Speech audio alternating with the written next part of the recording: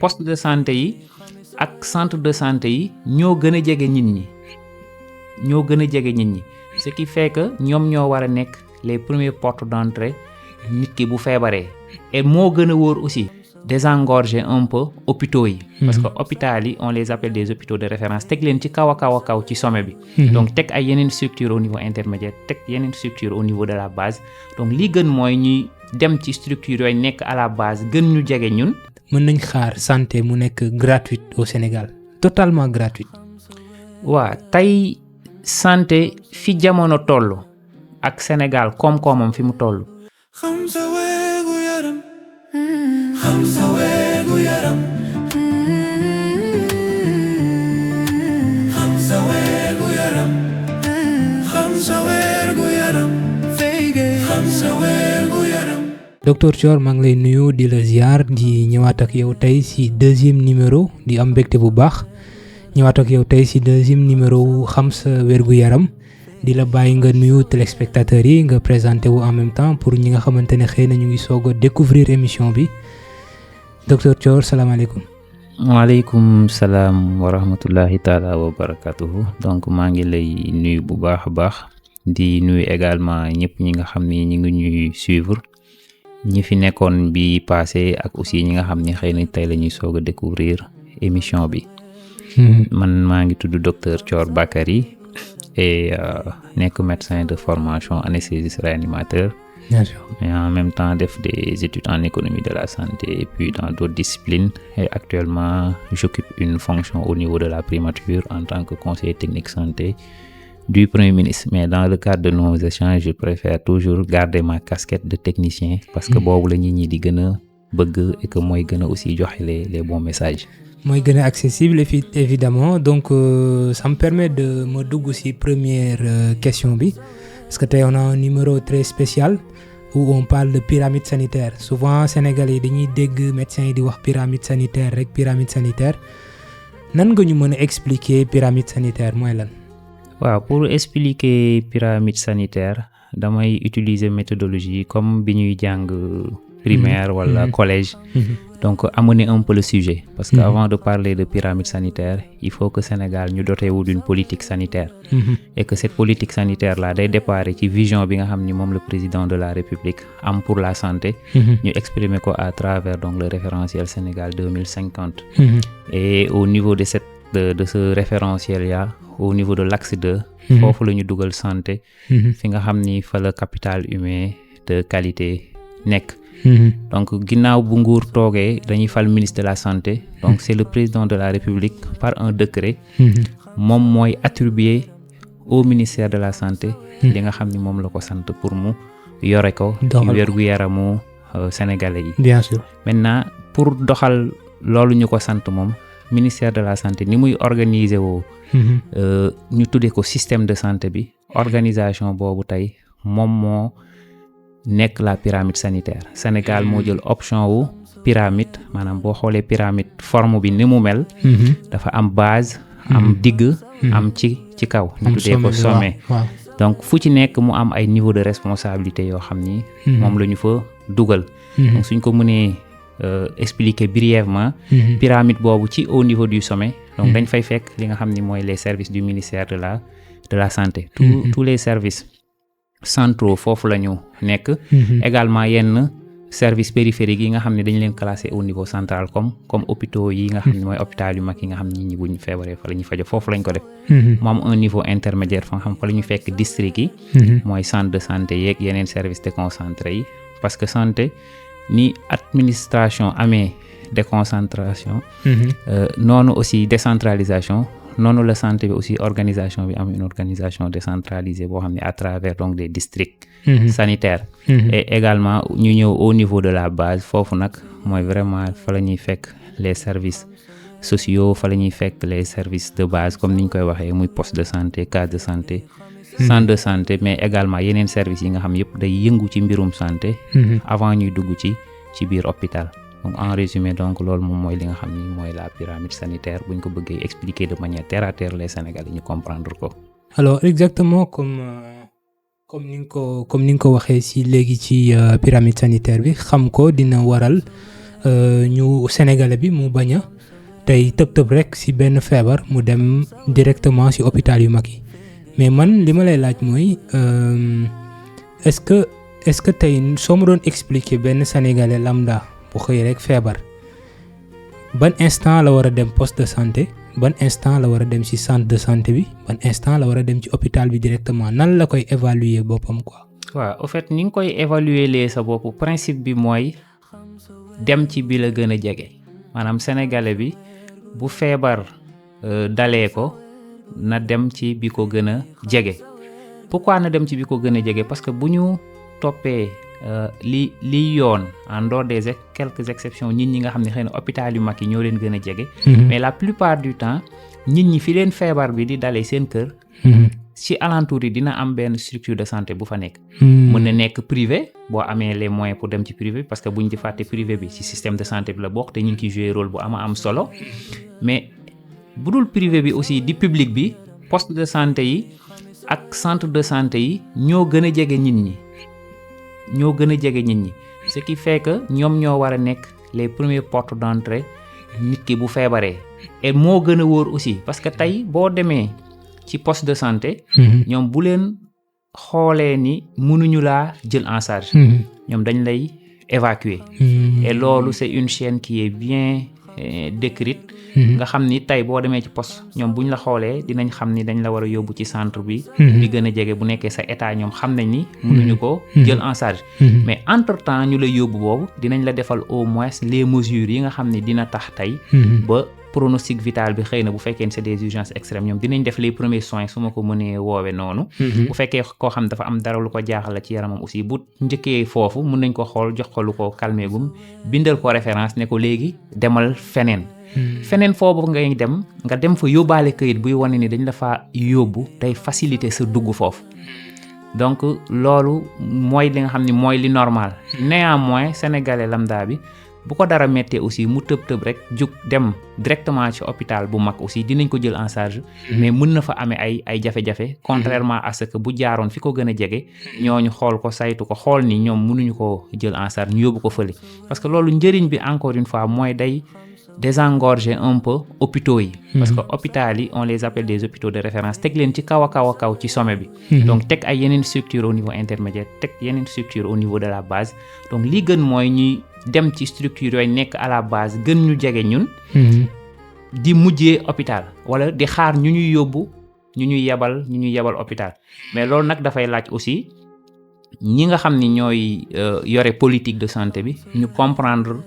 loolu def les moyens et les hommes qu'il faut donc au niveau de ces structures là au niveau décentralisé au niveau de la base comme centre et poste de santé yi. mais yaa ngi wax léegi lu am solo mooy les politiques ñoom tey ban gis-gis lañu am ba parce que sànq sax yaa ngi koy wax bu ñu fàtte aussi privé bi mais bu ñu fàtte aussi que ne am na benn certaine inégalité face à l'accès aux soins tey ñi nga xamante ne ñoom ñoo dëkk ci yenn régions yi. ak par rapport ak ñi nga xamante ne ñoom ñoo nekk Dakar qui sont plus accessibles ak yenn hôpitaux yi de référence yi tey jii nii est-ce que inégalité boobu noonu ñu ngi ci xalaat bu baax a baax. waaw xam nga inégalité boobu ñu ngi ci xalaat bu baax a baax dama koy confirmer. parce que boo xoolee ci vision wu président de la République. actuelle bi muy Bassirou Diomaye Diakhar Faye. daf ci bokk Sénégalais yëpp am chance su. Quel que soit fi nga dëkk ak moyens yi nga am nga mën a am kër docteur boo ko soxlaa donc loolu ça appelle à réduire ces inégalités là mais yemu ci dafa joxe instruction en conseil des ministres pour que ñu revoir la carte sanitaire donc la carte sanitaire mooy këyit bi nga xam ni mooy càmbar Sénégal bërëbu fajukaay yi nan la fi mel nan la fi organiser woo ak nu mu toll ginnaaw càmbar bi daf leen ñu càmbar ko mais aussi ñu saytu bu baax ci biir càmbar boobu fan mooy zone yi nga xam ne vraiment ñoo gën a déserte bu ko defee ñu mën fa proposer ay politique yoo xam ni incha allahu rabbi dégg nga fi jamono yi passé ñu commencé def donc les poses de première pierre ak l'identification des sites pour yenn côté yi de 36 centres de santé. 36 centres de santé. 36 centres de santé. Il en est de même pour des postes de santé et aussi des hôpitaux. yaa ngi dégg hôpitalu Kaolack yaa ngi dégg futur hôpitalu Mbour yaa ngi dégg futur hôpitalu Bakel. donc yooyu yëpp nekk ay mbir yoo xam ni loolu moo ko tax a jóg. hôpital Tivaouane bi incha allah maam Abdou El Hadj Malick bi gis nga ni léegi mu pare xëy na incha allah bu yàggul dara. aussi boobu Sénégal yi dinañ ci mën a bénéficier wu. donc juste loolu day wone ni inégalité boobu c'est une réalité xam nañ ko. mais xamuñu ko rek noppi ñi ngi ci nekk di ci wut ay solutions à travers donc des constructions mais également à travers l'amélioration de yi nekkoon. soo xoolee tey actuel ministère de la santé bi bëri na ay blocs opératoires yoo xam ni ci yenn centre de santé yu bëri dañoo tëjoon. ay jamono yu bëri pourquoi parce que amuñu woon peut-être ñu ko mën a liggéey pour mu dox. wala matériel bi moo yàqu woon wala bâtiment ba moo yàqu woon. donc boobu ñu réfectionné ci yu bëree bëri doxalaat ci donc ay maternité yu bëri nga xam ni loolu dina waral tey jigéen bi buñ ko waree rawale à travers opération donc mu bañati yóbbu hôpital ñu mën ko jëlee donc ñu mën ko jëlee en charge au niveau de la base. de la base voilà. Et toujours au niveau de la base par rapport ak médecins yi aussi parce que soo waxee la mise en place de centres de santé yi nga xam te ne dañ ko nar a multiplier sur tout l'étendue du territoire sénégalais au niveau des médecins yi nga xamante ne tey ay spécialistes lañ te sénégalais yi parfois dañ leen di soxla ba fu gën a reculer ci Sénégal est-ce que dina ko mate. waaw boo xoolee pour le moment au Sénégal y a un déficit de médecins yi nga xam ni ñoom la ñu jël au niveau de la fonction publique ñuy liggéey et ça contraste un peu avec le chômage des médecins et loolu je pense que ministère de la santé liggéey na ci liggéey bu am solo parce que defar nañ document boo xam ni ci seen revue annuelle conjointe bi ñu defoon daaw en 2025 boo xam ni dafa génne déficit bi wax ni Sénégal déficit bi fii la toll déficit bi en spécialiste nii la toll en sage-femme nii la toll en infirmier nii la toll ba pare proposer un plan d'action pour que ñu absorber déficit boobu donc ci at yii nii ñu jëm ñu échelonné ko ci en premier temps ci SND bi mooy stratégie de développement national bi ba 2029 et loolu moo waral tey dégg nañu ci jamono yiy génn donc ñu defoon annonce ni incha allah gouvernement Sénégal dina def un recrutement dans le secteur de la santé et recrutement boobu donc ñu ngi ciy xaar vraiment ay spécialistes yu bëri ñu bokk ci recrutement boobu et que ces spécialistes là ñu mën leen a aussi yóbbu fépp foo xam ni le besoin est là-bas parce que sénégalais yi fépp lañu nekk et que ñoom it bu ñu leen fa yóbboo ñu dem donc servir foofu sénégalais yi incha allah. donc su ma la comprendre bu baax su may résumer un peu li nga wax par rapport ak depuis le début ci pyramide sanitaire bi mooy benn sénégalais tey bu xëyee am lu koy metti na dem ci hôpital bi ko gën a jege. bu ñu demee ba hôpital bi ko gën a jege moom mënu ko jël en charge moom dina ko yéegal ci beneen niveau et puis ainsi de suite ba ñu mën ko jël en charge correctement ci Sénégal est-ce que loolu la. loolu la exactement te terme bi nga utiliser sax moom la sénégalais di wax parce que ñun lépp hôpital lañ koy tuddee. poste de santé hôpital lañ koy tuddee. case de santé hôpital lañ koy tuddee centre de santé hôpital lañ koy tuddee. hôpital lañ koy tuddee mais ñun ñi nga xam ne ay techniciens lañ xam nañ ni bokkuñu. am na aussi ay niveau ba ci hôpital yi sax dafa am hôpital de niveau 1 hôpital de niveau 2 niveau 3 ci la Sénégal yi magum mais am na même ay niveau 4 ci yeneen dëkk yu développé yi centre de santé yi noonu niveau 1 niveau 2 et que sénégalais bi bu mu ci mënti dem dina fa am prise en charge maanaam dinañ ko fa saytu dinañ ko fa toppatoo et que bu nekkee ni lii war ci moom ñoom amuñu ko ñoom dinañu ko yóbbu fi war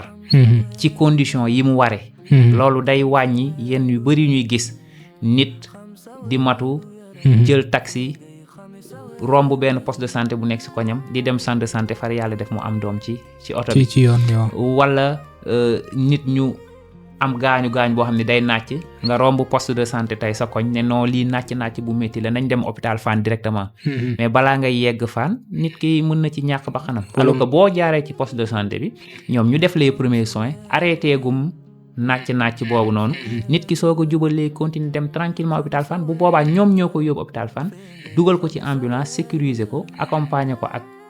personnel de santé boo xam ni dina ko mën a saytu ci yoon bi bu ko gàllankoor naree am mu mën a agiraat foofu donc mu mën a yegg ci hôpital ci jàmm accès hôpital bi aussi facile parce que agent de santé moo koy indi dans les conditions yu mu fa war a ñëwee et que foofu tey peut-être ñu profité ci occasion bi wax ci rôle bi nga xam ni tey Sénégal SAMU national mi ngi koy joué te am na fi mooy que tey sénégalais bu mu mënti doon quel que soit alpha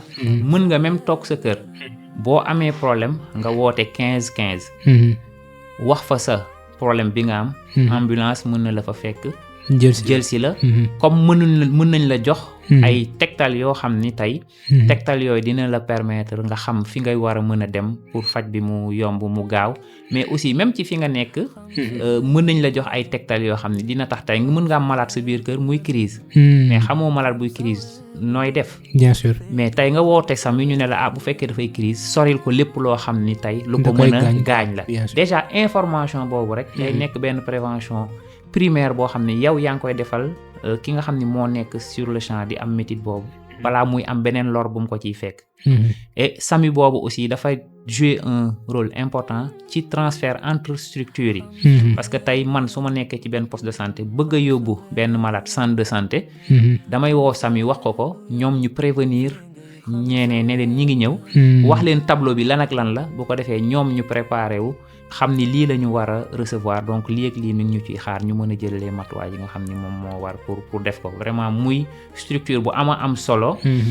buy jouer aussi un rôle bu am solo nekk à Dakar am aussi des SAMU décentralisés Touba am na actuellement Ziguinchor am na Dakar am na Saint-Louis am na et incha allah ci at yi di ñëw SAMU yi ñaan nañu yàlla déployer ko au niveau de tous les pôles territoire au moins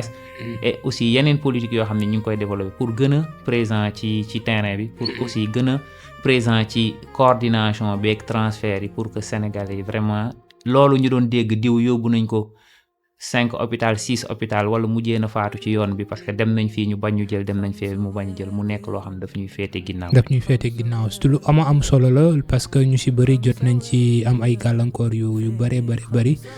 tey jii nii kon booy dégtal benn sénégalais kat bu am problème donc li kaaraangeem mooy mu dem si fi ko gën a jege pour que mu mën a dugg si circuit bi normal balaa muy dem di defal boppam benn décision est-ce que am na tey benn question boo xamante ne yaa ngi ko doon xaar te jotuma ko poser wala benn message booy lancer à l'endroit des sénégalais si importance ñu xam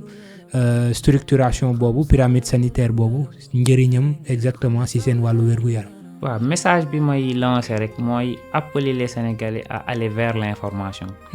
ñu bañ a yem rek ci wax nañ ma wala dégg naa. parce que plus ngay xam mbir. plus ngay xam ni nga koy jëfandikoo. et tey système de santé Sénégal dafa nekk loo xam ni lu leer la. dara nëbbu ci. foo toog bëgg ci am information di nga ci am information.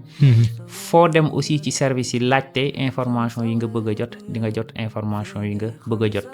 tey peut-être on s'est plus focalisé ci li nga xam ni mooy les soins. mais au niveau de la base comme au niveau intermédiaire comme au sommet am na yeneen type de service yu fay am yoo xam ni du faj. mais par exemple li nga xam mooy promotion de la santé. di waxtaan ak nit ñi ci nan la ñuy def ba feebar du leen dal am na ay services yoo xam ne tey ñi ngi fay jouer rôle boobu. et que tey ministère de la santé dafa jug pour gën a may ñooñu doole. parce que Sénégal dañoo opté pour fexe ba nit ñi bañati feebar. ce qui fait que dañoo mettre en place programme bu bees bu ñu tuddee prévention et promotion de la santé. et que tey programme boobu incha allah bu ñu ko adopté ba commencé ko mettre en œuvre. fi ñu koy gën a gisee. day nekk au niveau de cette base là. mooy ci population bi. population bi ci boppam mais ñi nga xam ne ñoo représenté aussi système de santé bi ci population boobu muy bàjjanu gox yi muy ASC yi muy relais communautaire yi muy yeneen service yëpp yi nga xam ne ñoo nekk ci biir nit ñi. et aussi indi ay yeneen méthodes yu bees yoo xam ne dina permettre nit ñi vraiment ñu am accès à ces informations là. mais également gën a dooleel côté prévention bi aussi. parce que tey ba tey leer na la ni Sénégal. am na ay nit yoo xam ni mais ñi ngi am benn réticence ci dem ñaqi seeni doom. et que ñooñu il faut que ñu atteindre leen. jox leen les bonnes informations dalal seen xel. pour que ñu nangu vaccination boobu. parce que am na tey ay feebar yoo xam ni ñun biñ nekkee xale dafa amoon wala suñuy waajur ñoom seeni jamono amoon na te léegi gisatuñu ko mën naa ci joxe exemple lu ngas presque léegi ngas kenn du ko gis wala ça passe inaperçu et lan moo ñu may loolu tey Sénégal mooy que ñaq wi daf fi disponible ñu koy ñekk xale yi ñun ba ñu gënee nekk xale daan nga gis sa koñ kenn koo xam ni da ngeen doon màggandoo foofu mu am problème mu dox parce que dafay mu màggaale la fañ wala yu mel noonu mais presque gisatoo ko et loolu lan moo ñu ko may mooy vaccination bi et vaccination kese nekkul moyen de prévention am na yeneen moyen de prévention yu am yoo xam dafay laal presque lépp ñu tuddee leen les déterminants de la santé et yooyu bu ci nekk rek tey buñ ci doon wax mën na nekk émission parce tax na du ci xaj donc dañ koy junj nii rek et incha allah ñaan yàlla aussi xëy na bis ñëw mu nekk loo xam dañ koy développé mu mën a doon loo xam day jëriñ ñi nga xam ne ñooy sénégalais yi. docteur ñu ngi lay jaajëfal ci tontu yi loolu vraiment leer na nañ ci ni nga ko waxee nii mais docteur est-ce que balaa ngay tàggoo est-ce que tey mën nañ xaar santé mu nekk gratuite au Sénégal totalement gratuite. waa tey santé fi jamono toll ak Sénégal koom-koomam fi mu toll santé mënagu fi totalement gratuite parce que comme ni may faralee di ko wax la santé n'a pas de prix mais la santé a un coût. Et ce coût là il faut que ku nekk nga jouer ci sa rôle pour que ñu mën ko amortir ba ku ci nekk du la gaañ et que loolu tey en tout cas fi Sénégal tollagum fi suñu koom-koom tollagul ku nekk rek da nga ciy bay sa waar mu mën a oyof ci ñëpp xëy na nag jamono mën na demi ba santé gratuite mais du léegi ñu ngi lay bàyyi nga tàggatoo di kontaan bu baax si dalal bi ñu la dalaloon si 2e numéro bi di ñaan beneen numéro bi nekk bu gën a am solo tamit comme bii ni mu kon doonee docteur. waaw incha allah juste peut-être ma préciser que ni rek. gouvernement bi góorgóorlu na ci gratuité bu baax a baax. parce que bëgguma ci woon ñëw mais bëri na ay xeetu faj yoo xam ni dañ ko rendre gratuite. comme lu ci jëm mel ni lu jëm faju ci ñi yore VIH sida. li nga xam ni mooy lu jëm ci césarienne xale yi amagul juróomi at li nga xam ni mooy prise en charge de la dialyse yi ñi nga xam dañoo yore feebaru insuffisance rénal ak surtout li nga xam ni mooy plan Sésame nga xam mooy mag ñi nga xam dañoo am plus de 60 ans donc muy ay effort yoo xam ni ça coûte beaucoup de milliards à l'État du Sénégal chaque at mais def nañ ko xëy na ciblage boobu mën na continuer ndànk-ndànk ba gratuité totale ami ci lépp mais comme ni ma ko waxee rek du léegi incha allah yal nañu yàlla may fekkee ak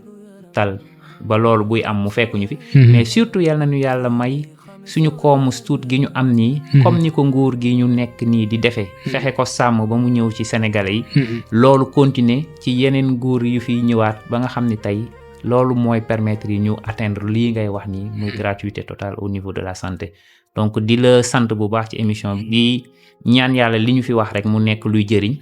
lépp lu ci baax suñu borom la bu amee njuumte man la ñu bañ ma ko jàppee te jàppalee bon message yi nga xam ni moom mooy li nga xam ni moom mooy jëriñ di remercier nag bu baax ñoo xam ne awma seen fay mooy la fondation Sen Orphelinat mooy sama groupe docteur Thior famille avec ma fille Mariatou mais aussi di gërëm bu baax madame comme d'habitude moo may jox permission sinon du ma ñëw voilà sant kilifa gi nga xam ne kenn amul fayam muy suñu waajur aussi sama yaay di ko ñaanal mu yàgg fi lool te wér a wér di ñaanal aussi sénégalais yëpp di ñaanal nguur gi nga xam ne moo fi toog yàlla may leen ndam ci li nga xam ne moom lañ leen dénk inchallah. Docteur Bakary Thior, médecin, conseiller technique en santé du Premier ministre Ousmane Sonko, ñu ngi lay jaajëfal.